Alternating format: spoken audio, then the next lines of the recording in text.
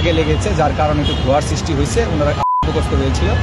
আমরা আসার পর শুধু ধোঁয়াটা রিলিজ করে দিচ্ছি।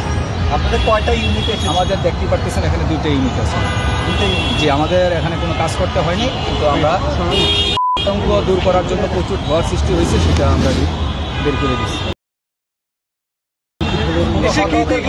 আর প্রতিটা ফ্লোরে আমরা সার্চ করছি, যেহেতু এখানে অনেক ফল সিলিং আছে, আমরা প্রতিটা ফল সিলিং চেক করছি অনেকক্ষণ লাগে যে কোথাও কোনো ঘটনা আছে কি। তো দেখলাম যে আল্লাহ রহমতে সেদিকে আর যায় না। সূত্রপাতটা কোন ফ্লোর থেকে হয়েছে?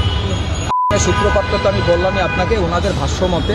আর আমাদের যে আনুমানিক ধারণা সেটা আপনার ওনাদের যেহেতু 2টা সিঁড়ি, বিকল্প যে সিঁড়িটা ওনারা ব্যবহার করে, আসলে এটা ব্যবহার বলতে কি এটা স্টোরের মতো ওনারা করে রাখছে, মালামাল মজুত করে রাখছে, বিভিন্ন ধরনের অতিরিক্ত মালামাল যেগুলো ব্যবহার করা হয় না।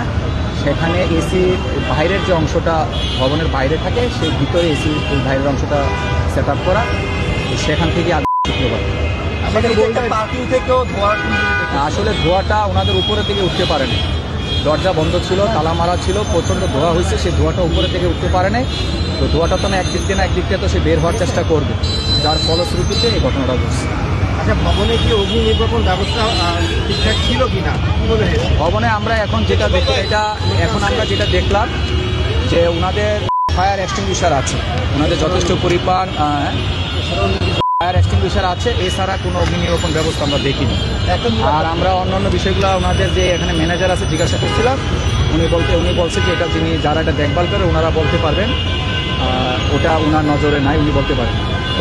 যথাযথ যারা কর্তৃপক্ষ ওই ভবনের, তাদেরকে পেলে হয়তো বা বাকি বিষয়গুলো জানা যাবে। ভবনটি এই মুহূর্তে নিরাপদ কিনা? ভবনটি অবশ্যই এই মুহূর্তে ভবনটি নিরাপদ। আচ্ছা, আমরা এর আগে দেখেছি যে রাজধানীতে বিভিন্ন স্থাপনা বা ভবনে আগুন লাগলে পরে এই বিষয়টা আমরা জানতে পারি যে সেই ভবনটি ঝুঁকিপূর্ণ ছিল, যথেষ্ট পরিমাণ নির্বাপক ব্যবস্থা ছিল না। এই ভবনের কি অবস্থা? এই ভবনে কোনো ঝুঁকি রয়েছে কিনা? আপনারা এই ভবনটা হয়েছে কি, এই ভবনটা আমরা যারা মালিক ওনাদের, ওই যে উনি তো আমি ঠিক আগে বললাম, যিনি ম্যানেজার উনি এটা বলতে পারতেছেন না এটার ওনাদের কি কন্ডিশন বা কী অবস্থা। হ্যাঁ, আমরা এর আগে পরিদর্শন করে আমরা চিঠি দিয়েছি ওনাদেরকে, এবং এই ভবনের যারা যথাযথ কর্তৃপক্ষ ওনাদেরকে পেলে হয়তো বা বিষয়টা আসলে সঠিকভাবে জানা যাবে। আনুমানিক রূপে আসলে কথাটা বলা ঠিক হবে না।